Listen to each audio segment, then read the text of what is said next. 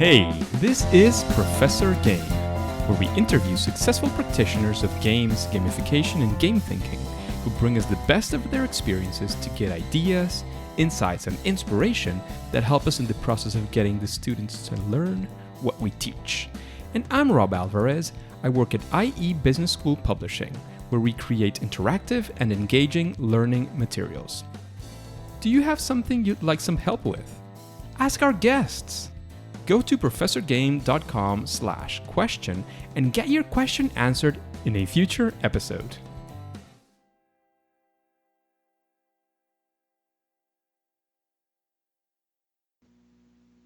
Engagers, today we have one of our crew. She has said to me several times already that she does listen to Professor Game, and I'm sure quite a few of our guests do, but not all of them say it up front. So I'm pretty excited about this interview with Valary Oleinik. Am I pronouncing that right, Valary? Yes, you much better than 99% of the people.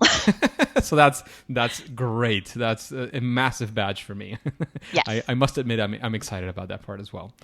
So Valary, are you ready to engage? Absolutely.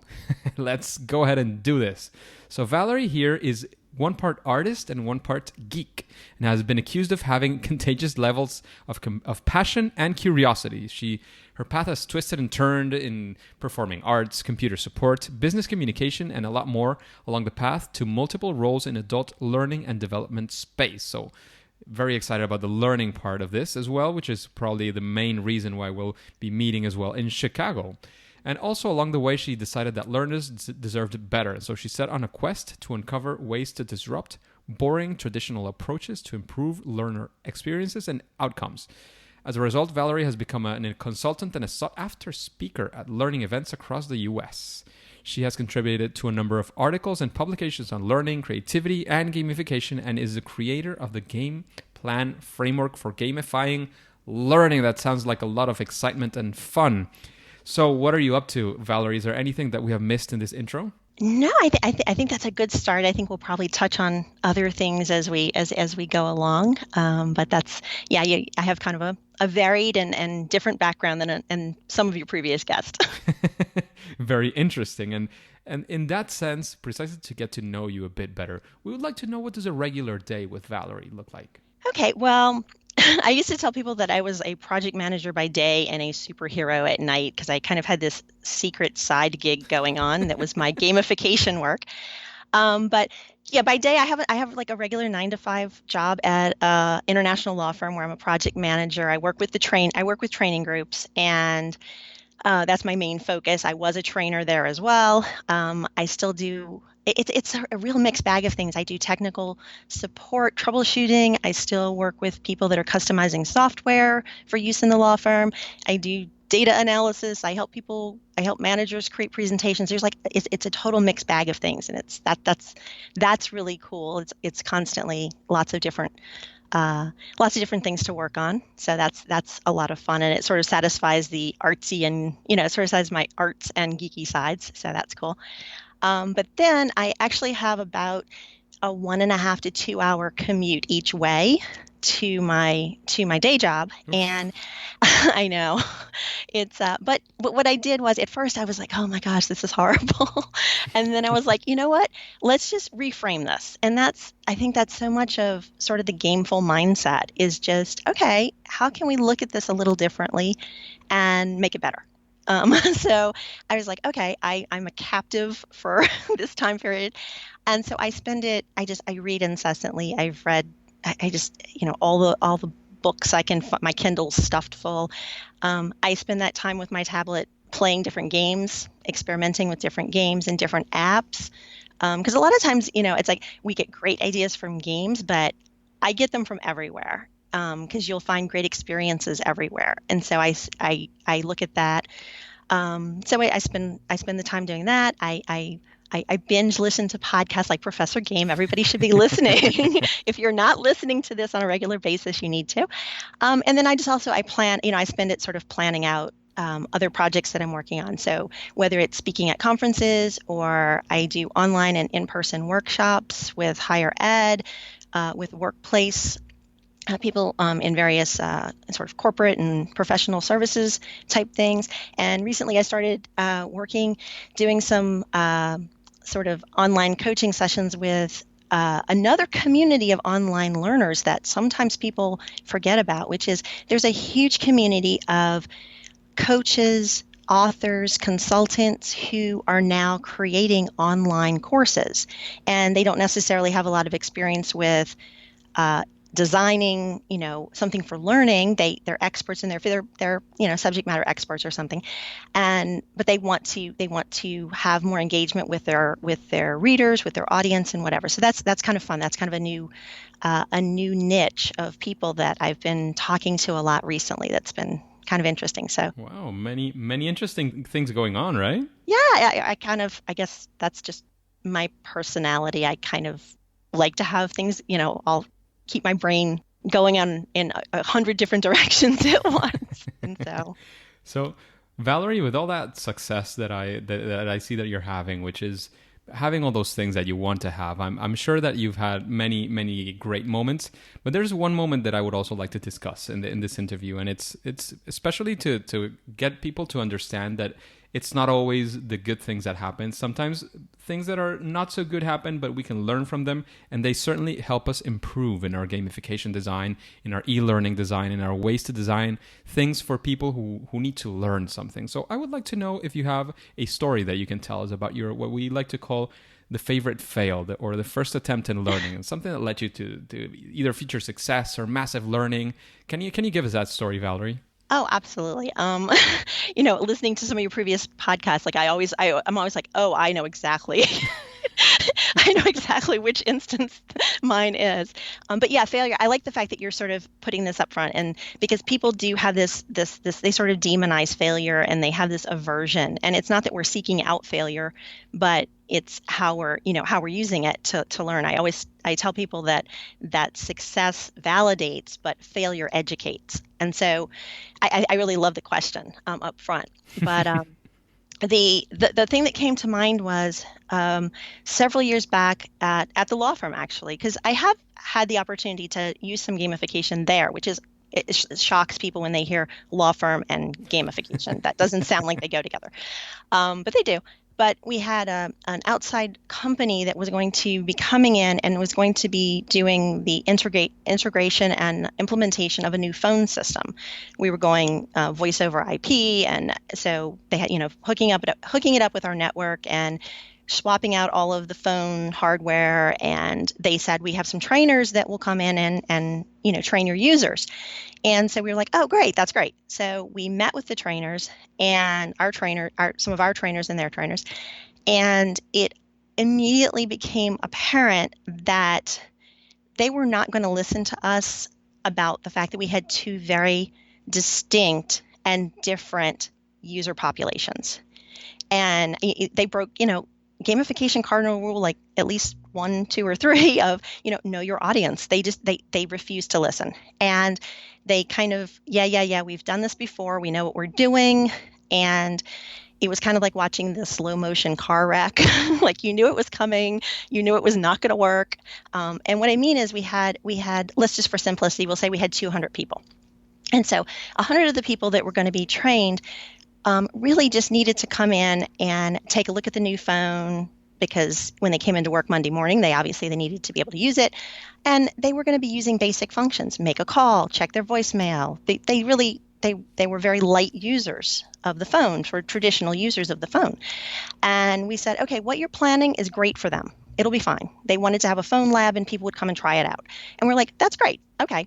And they had like 45 minutes, I think. So we're like, cool. We'll schedule those people. It's voluntary for those people. They'll come in and they'll do that. But we had another group of users that were administrative assistants and things like that. And they had a very different need for phone skills. They have phones where they might have 12 or more phone lines ringing. They have, and they have to with utmost precision. This is a very prestigious law firm. You don't want to hang up on a client. You don't want to transfer them to the wrong voicemail box, or so their stress level, their anxiety level. Delivery system. Exactly.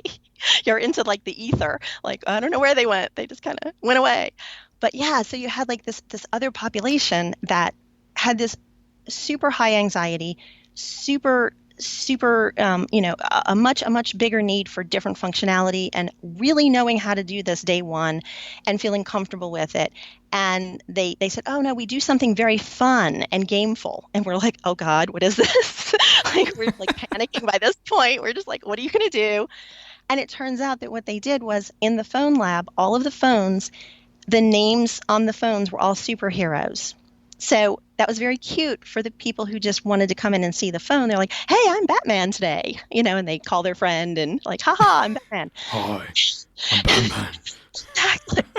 Exactly. Or like make fun of, the guy that, oh, you're Wonder Woman. How cute. You look cute in that skirt. They had fun with it. And it was fine because their stress level, they had no stress level. They were just kind of checking out it was like going to the Apple store. Like they were just checking out the new gadget. They didn't really, care. Then you brought these other people in there and they were just panic stricken. And they were like, the second they walked in and saw this, like they felt the trainers weren't taking it seriously and weren't taking them seriously when they see, comic book names and things. And they just kind of shut down. And it resulted in we had to actually create a second training and retrain them. It was that bad. So yeah, they got nothing out of it, I'm guessing. yeah, because they were just like, what? Like, I don't know what you're, like, and yeah, it was a mess. It was a total mess. Sounds like an exciting mess. It was. It kept you busy for a while. Yeah, yeah. So I think that's, know who your learners are, know who the audience is, and respect that. So yeah, that was my it's normally my follow-up question, which is what would you learn from that, and definitely getting to understand who your learners are and design for them is definitely one of them. But if there's something that you are presented with almost exactly the same situation today, what would you do differently? Because certainly you cannot change what these people think, but there's they always talk about what the things that you can control and the things you cannot control. Whatever it is within your control, would you do something different, or you feel it's just a path to failure that is never ending? No, I don't think it had to fail. I think that the learners would have been okay with even with the superhero names if they had been sort of prepped for it. Like a lot of times with using gamification, I always tell people, like, you have to be a little patient. You have to warn people. And I don't mean that in a bad way, but you kind of have to, if something is going to be drastically different than the experiences they're used to, you kind of have to acknowledge that. You have to kind of acknowledge that up front and kind of build that sort of safe space. And then I think also the way the learning was structured, unfortunately, was it was kind of too traditional in the sort of, here's the features of the phone, press this button, press that button, you'll make a call, you'll whatever.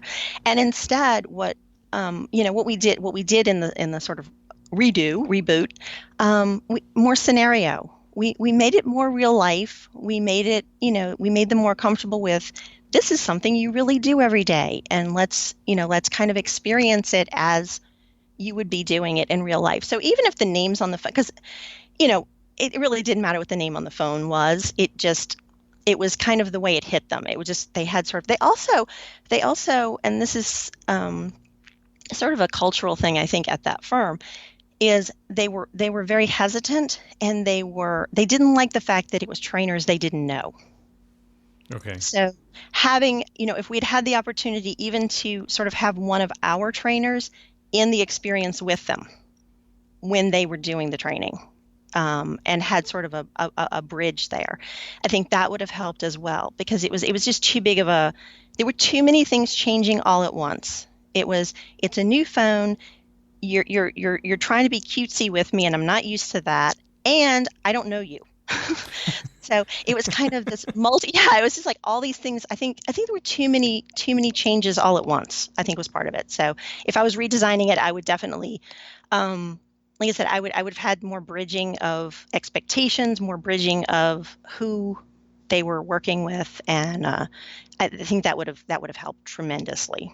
So engagers, you listen to this, and you always, as you are and as you should, you're thinking about your training, you're thinking about your class, you're thinking about your classroom in the university, your K-12, whatever it is that you're thinking, and you're thinking, well, how do I implement this? How is this useful to my my daily practice. And it's, for me, it's quite clear. And if it's not still clear for you, um, you have to bridge the expectations. I mean, you have to see how you let people know some things in advance. Don't give everything out. Don't kill the surprise that you've been preparing, but let them know that some things are going to be different. The managing of the expectations is always fundamental. And of course, they always say under promise and over deliver, for sure. But if you over deliver way too much, it might be a scary moment depending on who your audience is. So consider your audience and get them ready for whatever you are preparing them for. Yeah, you want to surprise and delight, but you don't want to freak them out. You just don't want to scare them away. Exactly. And in that sense, now that we've gone through the valley, let's go now to a peak. How about we talk about a time that you have felt that whatever it is you did, this experience you designed, or this training you designed, this learning experience that you created for, whether it's again in the law firm, in whatever else you've been doing around the rest of the things that you've been have going on, something that you could say, well, this was fantastic. I was prepared for this. Everything happened as I wanted to, or I failed initially, and then I pivoted and did all these things, and it worked fantastically. And it's something that you're certainly and you better be very proud of. So let us know what that story is, Valary. Okay, well, I think I am going to stick with the law firm because this is actually related to the case study that I'm going to talk about at GamiCon. So I want to use this one, I think. But basically, what happened was we had a project, and it had about a 2-year scope, and we were using an outside vendor to host the course. It was an online, it was a blended learning, and so the online portion was being hosted by a vendor who had also helped us with the design. And this was sort of our first big. It was very gamified. It was early gamification, where we've learned things since then, but it was gamified. And halfway through the program, I got a call from the vendor, and they said, "We'd like to come in and talk to you." And I'm like, "Oh, that doesn't sound good." And it wasn't. To have a quick chat. We had to have a quick chat, yes. And basically what they came in to tell us, it was 2 people from the vendor, the 2 managers who had sponsored it in-house. And so the 5 of us met, and they basically told us that they were closing their business. Oh, very and cool. We were like, oh, okay. And everybody's eyes just kind of turned to me, and they went, "So you can fix this, right?" And I had been so immersed in it from the beginning, and so I knew the program inside and out. I knew everything about it. I had been facilitating the online portion. I was so super comfortable, and I just kind of went, "Yeah, sure, yeah, we can do this." So I had 6 weeks because it ran on a 6-week cycle. So I had a 6-week period, and they basically turned over all the content files to me. Downloaded the website basically and sent it to me, and they said, "Okay, here you go." And I remember leaving there, and I just had this moment of, okay, this is either going to be the most wonderful opportunity and challenge of my life, or this is going to just be the biggest failure ever. And but I was determined. I was like, you know what? I like a challenge, and I also think that one of the learning things for me out of it was, because it was a long project, and I see this happen with a lot of instructors, is, we start out very excited about new programs and new projects and things like that. And then over time, we've taught the same thing over and over and over and over, and we start to lose a little bit of our passion and interest in whatever the project is. And we sort of the novelty is gone. So exactly, the novelty is gone, just and natural. Yeah, and you're just kind of going through the motions. And I do come from a performing arts background, so for me, it's always been very important. Like, every audience is their first time seeing this show, so I kind of have that. As part of who I am and how I approach things. But I notice that after a while, when you're doing the same thing over and over, even when it's different classes, you kind of need a reset now and then. And so for me, this was a wonderful opportunity. And I encourage people, one of the wonderful side effects of gamifying a course that has not been gamified before is that the instructor is going to find new passion and new interest in that course. In most cases. if they're the ones participating in, in the design process, not it's just one of these is kind of handed to them kind of thing, or imposed on them. But so I think that was really wonderful. I was like, this is going to be a great challenge. This is going to be fun. And I don't know if you've ever seen the TV show MacGyver, where he, has like duct tape and like spare parts, and he puts together things and solves these, problems. That's kind of what I felt He like, can because escape a jail with, like a plastic bottle and some salt. exactly. So that's kind of how I approached it. I kind of said, you know what, we're just going to make this into a game. We have 6 weeks, so it was like, there's a time frame. That's like a game. We have a time frame. We have a challenge. We have to get this program from where it is over to some new platform or something. We know what all the objectives are. We break it down and whatever. And I just, I kind of made it like a mission. And I had to deal with all the various people that I had to negotiate with to make this happen. And they were some of those were boss fights in in the almost literal sense. And so I kind of approached it that way. And I said, okay, well, what parts do I have? What resources do I have in my bag? And I just had some fun with it. And I think it really, it helped me appreciate, and it's something I now, pass on to others I work with. It's like, your learners will tolerate little bumps along the way. They will tolerate if something didn't quite work right, as long as you are showing that you're being authentic and you really care about this and you're trying something new. And I really did have to go in when we sort of did the reboot with that first group and go, okay, this is maybe not going to be perfect, but we're, hang in there. We're working on it together. And because it was kind of, I put together with duct tape and gum and, and I wasn't sure all the parts were going to hold. Pinch of salt. And exactly. I wasn't sure all the parts were going to hold, but I really think that was, I feel very proud of that I got it. I did it. I got the program rebooted, and it finished out its scope, and it was actually so popular that they wanted to bring it. It was run initially in just our New York office, which is our main office, but they wanted to bring it to some of the other offices, and it was only because of some economic issues that happened about that time that didn't happen. But to me, I was very proud of that. I was very proud that other people noticed that it did actually, and more importantly, it actually got results. I mean, that's fundamental when you're doing these things, and it's something to certainly be proud of, Valary, and congratulations on that. I hope to get a lot more of that in GamiCon. And speaking of GamiCon, I just want to make a quick break in this talk, and we kind of mentioned it in the beginning, but Valary is going to be at GamiCon in Chicago, and we've had the interview with Monica previously, where you can listen to what's going on in GamiCon, why it's exciting, all the good things that are going to happen at GamiCon in Chicago, and I invite you to listen to that. And of course, there's also an interesting, let's call it opportunity for any of you engagers who might be willing to go or are interested in going to GamiCon.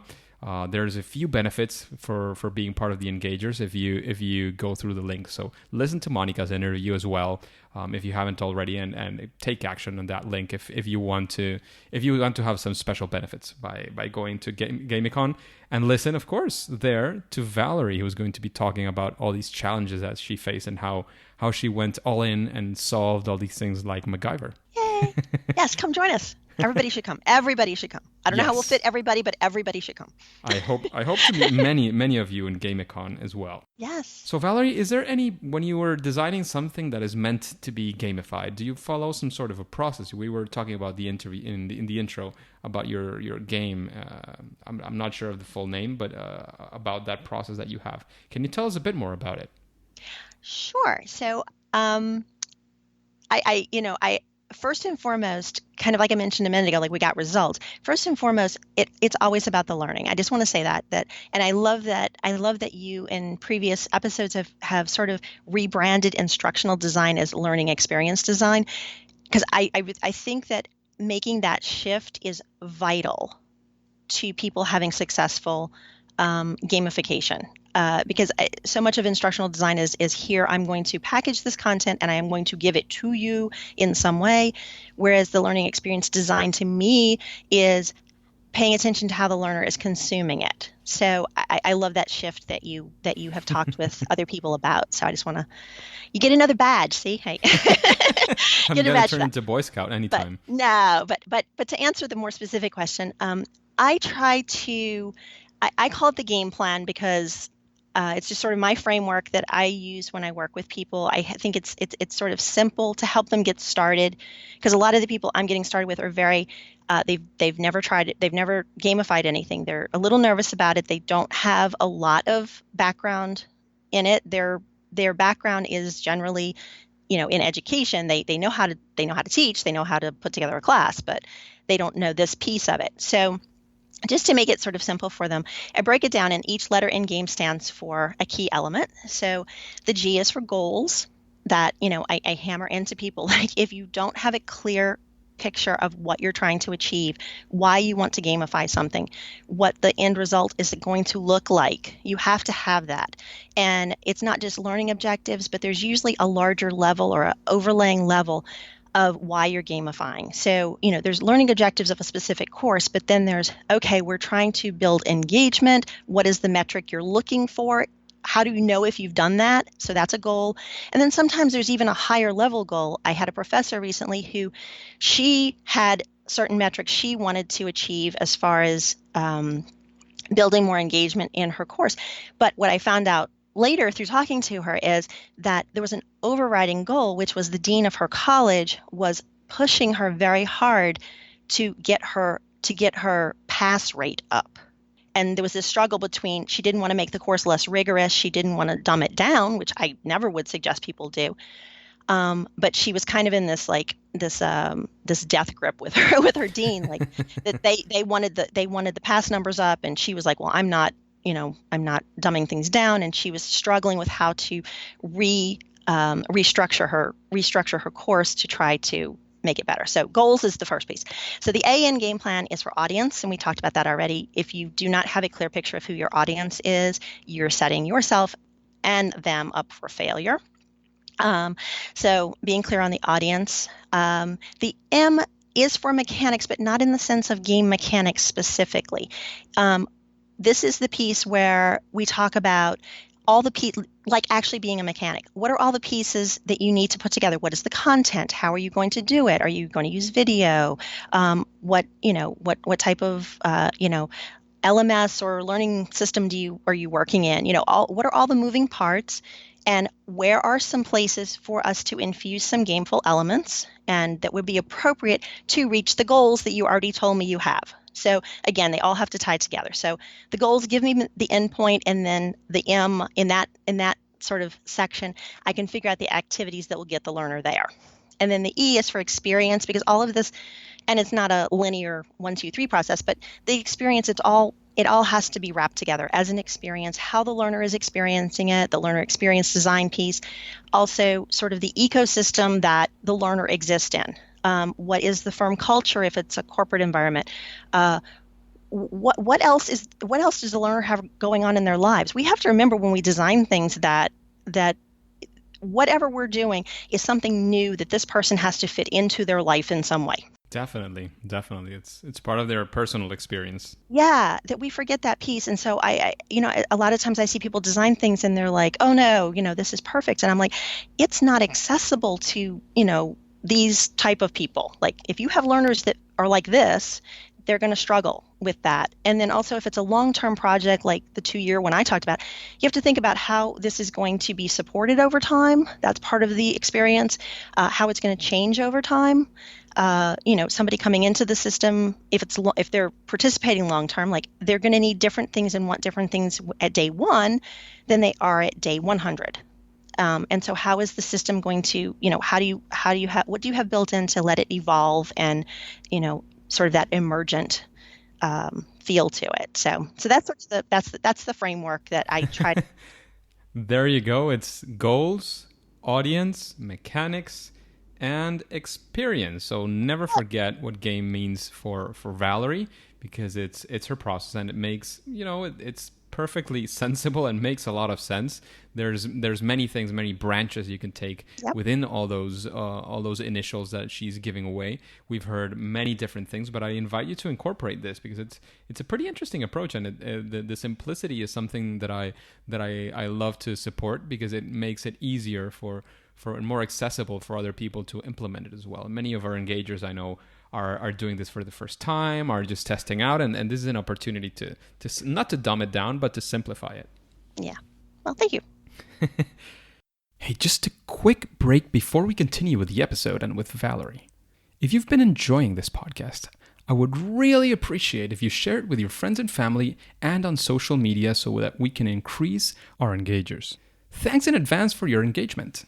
So now, Valary, we are going to go into what we call the second part of this interview, and it's those of the quick answers. So the first thing that we would like to know is if there's anything aside, of course, from your game initials, anything that you would say is something that any gamification project could, especially for learning, could benefit from, and say, if I do these kinds of things or if I do this thing, that would make the project a little or a lot better in that sense. Is there such an element or a good practice that you would say a best practice? Yeah, I'm actually going to go counter to some of the previous guests and kind of build on it.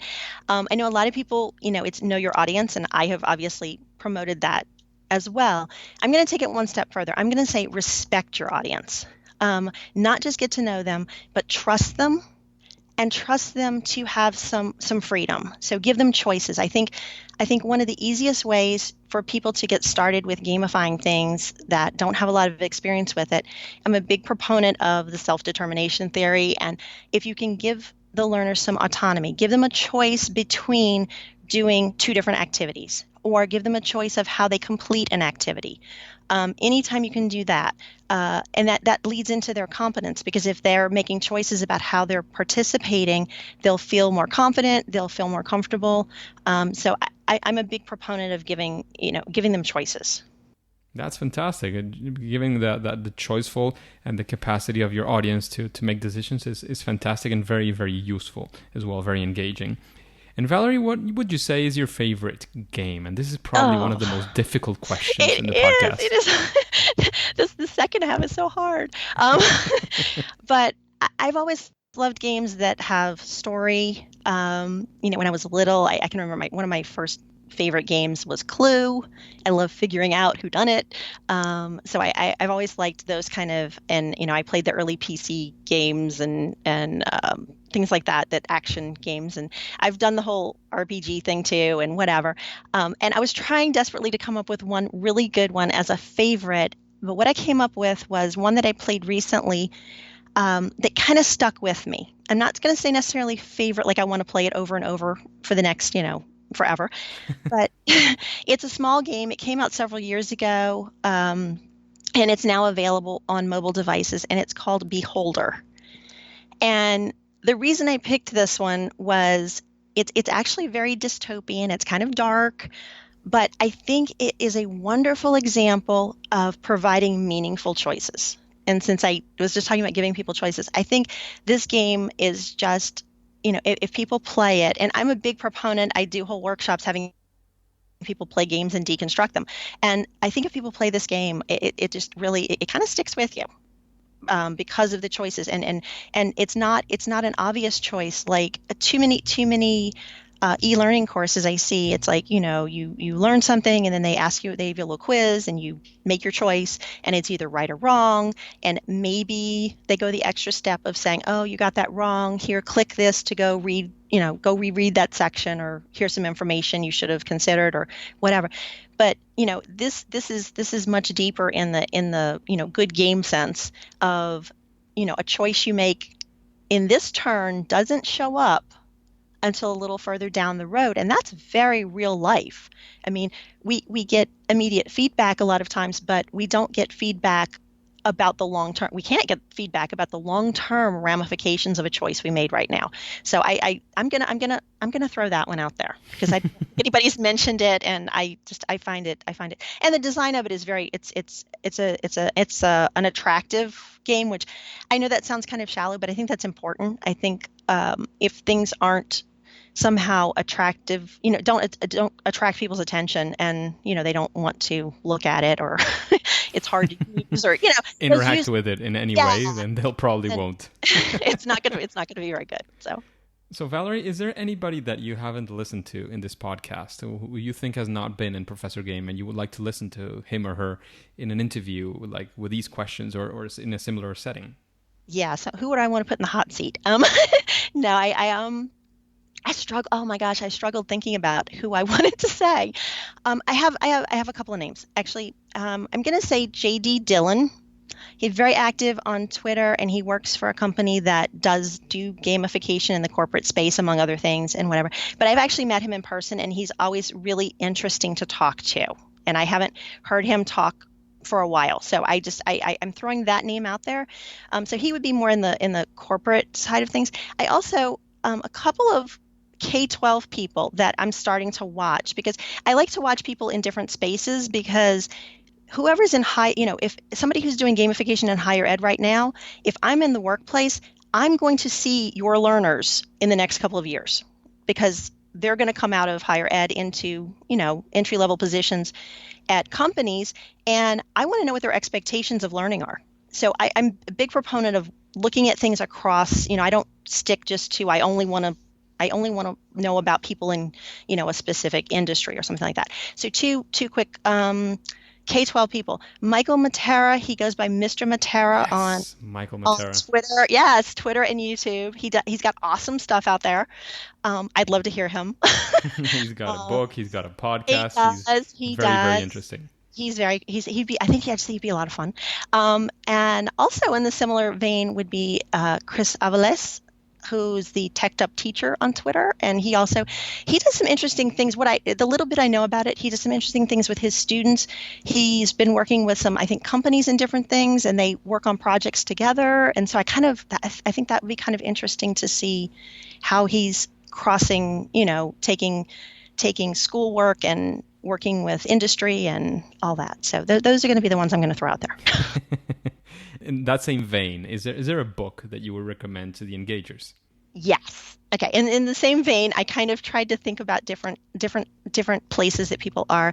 For K-12, I'm going to say Greg Topo's book, The Game Believes in You. Came out a couple of years ago. I think it's got some really good examples of some really cool things that people have been trying. For higher ed people, I'm going with Kevin Bell's Game On, which there was another book earlier by the same title, but his is Game On, Gamification, and I wrote this down so I'd make sure I get it right. Gamification, Gameful Design, and the Rise of the Gamer Educator. And what I like about that one is he does a series of case studies with professors who have tried gamification, and they do just what we're talking about today. He kind of does what worked, what didn't work. He debriefs the whole thing, and I think that would be my pick for people who are in the higher ed space, or for anybody, because again, read everything. And then adult learning, I'm going to go off the gamification script for a second.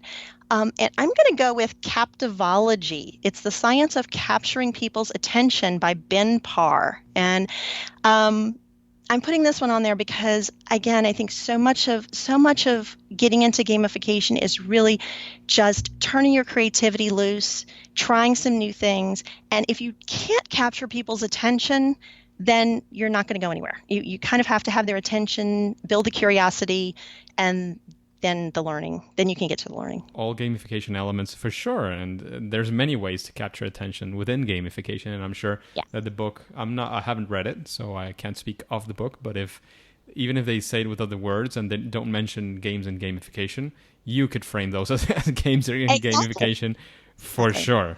Yeah. And what would be what would you could call your superpower? And now that you were a superhero for a while, Valerie, what would you say is your superpower in gamification and instructional or learning experience design? That was a complete mess up. That's okay. We can call it. People are going to call it all sorts of different things, and I don't want people to get hung up on the words. It's a lot of people are doing gamification and don't realize they're doing it because they just call it something different. But I'm going to go with, I think my superpower is I inspire curiosity. I kind of I've been told I'm kind of quirky, and I kind of put people at ease, and I get them to try things. So I think I'm going to go with inspire curiosity. Fantastic. That's a fantastic one. And finally, Valary, we would like to know, because as we mentioned a while ago, you're going to GamiCon, I'm going to GamiCon. Yes. I hope many of the engagers are going to go to GamiCon, because I'm excited about getting to know you in person if I haven't already, and to meet again if I have already met you before. But we would like to have that 1-minute pitch of what are you going to be talking about and why it would be exciting to listen to your talk at GamiCon. Sure. Okay. So my workshop is called 4 C's to an A+ learning experience, and it's going to be part case study and part hackathon. So it's going to be very fast paced. We're going to be in groups, and we're going to have some rules. It's going to be a little bit of a game. You're going to have some rules that you have to abide by, and you're going to sort of brainstorm and come up with a quick prototype to solve a specific problem that I have solved in the past, and then I will share with you kind of how I did it, and we can compare notes. And so it's going to be fun. It's going to be very fast because it's short. The sessions are very short, so it's going to be very fast paced. So, but yeah, I hope everybody comes. And it is a workplace example, but again, the elements could be applied in many other contexts as well. Definitely. So Valary, thank you very much for this interview, for your time, for your passion and your enthusiasm, all your ideas, all your stories. This has been a blast for me. I don't know if you want to give any final piece of advice to the engagers, and then let us know where we can find you, because I am part of your email list. So let people know where we can be a part of that email list, listen to you a bit more, and then we'll say it's game over. Okay, I guess we found the droid we were looking for, or save the princess or something. That's when game over comes, right? So I think my final bit of advice is just go out, play some games, have some fun, start small, try one little thing, and build on it. I think people panic sometimes because they think they have to, go all in, or go big or go home, and just start small. So that would be my last little nugget for people. To connect with me, I am Valary with a Y. That's VALARY WITHAWHY. Pretty much everywhere. So on Twitter, Instagram, Facebook, anywhere. My website is ValaryWithAY.com, so you can connect. I love talking to people. So please get in touch. And yes, if you want to sign up for the newsletter, just go to the website. There's a link right there. And this has been a blast. I'm so excited and thankful that you let me come and hang out with you today. I'm happy that you accepted and that you're happy to be here. That makes me even happier. So this is a mountain of happiness. Yay! Over here. However, engagers, thank you for listening. Thank you, Valary, for coming. But now it's time to say it's game over. Thanks. Bye now. Engagers, perhaps you've already heard of Monica Cornetti in some of our previous episodes. She's been a guest twice. She has also a fantastic podcast called Gamification Talk Radio. There, she interviews great guests that talk about the gamification of learning, especially in corporate settings. I think you might be quite interested in listening to this podcast like I do. So I'd suggest you check it out on your favorite podcast app. I'll also have a link to it in the show notes of this episode. And thank you for listening to Professor Game Podcast. If you want more details of this interview with Valary, you can go to professorgame.com/podcast/047. Hey, and would you like to know what is the process that Bart Hufen uses to get more clients for gamification? Then subscribe using your favorite podcast app and listen to the next episode of Professor Game. See you there!